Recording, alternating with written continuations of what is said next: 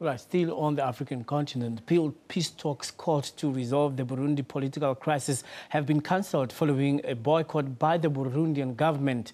President Pierre Nkurunziza's decision to run for a third term during tomorrow's presidential polls triggered the crisis. Now, for the latest on the preparations for the Burundian elections, we are joined by SABC's contributing editor, Vuyo Mvoko. Let's cross live to him now. Vuyo, thank you very much for joining us. Tell us the latest. What is the situation like in Burundi?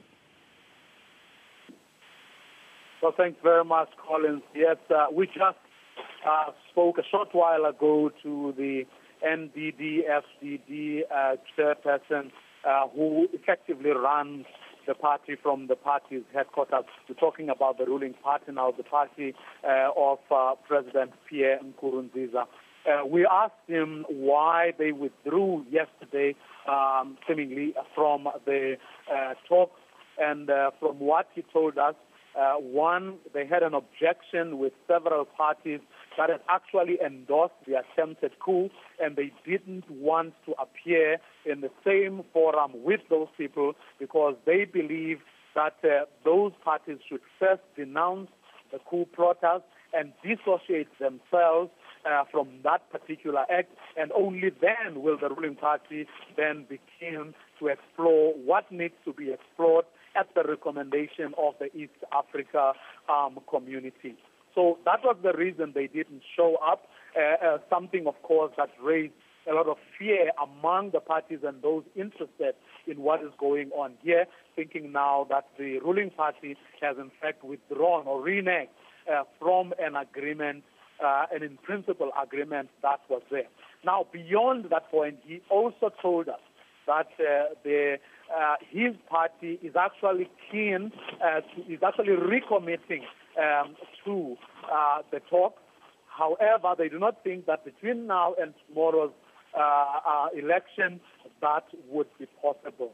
However, after the election, they say they are prepared to go back to the negotiating table, and at the negotiating table, they are prepared, one, to in fact, their position is that they are recommitting to a government of national unity.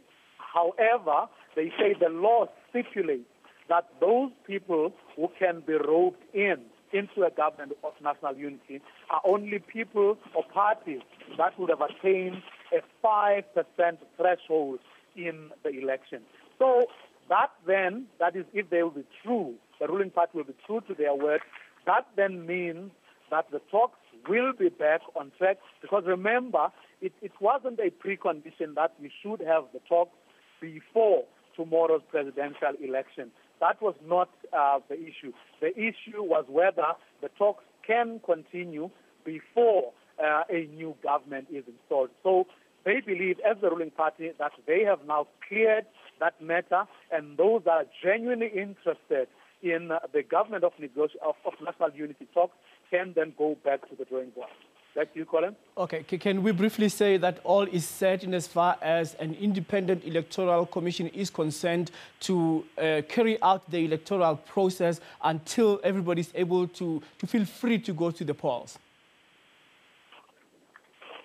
Well, with regard to tomorrow's presidential election, remember the election here is in 4 parts. Last month, you had the parliamentary election.